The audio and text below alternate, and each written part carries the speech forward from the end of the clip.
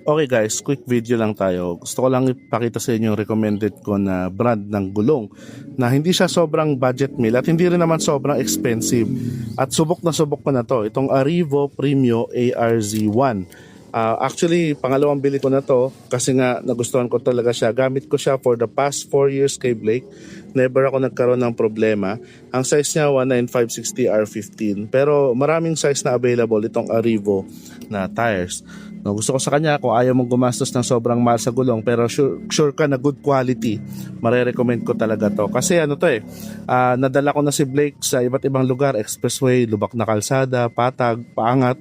Okay na okay yung grip niya, tsaka yung tire noise niya, hindi masyadong sobrang ingay, hindi kagaya ng mga sobrang mura na gulong. So kung naghanap kayo ng not so expensive na tires, go for Arrivo Premio. No, click nyo lang yung link sa description o yung yellow basket.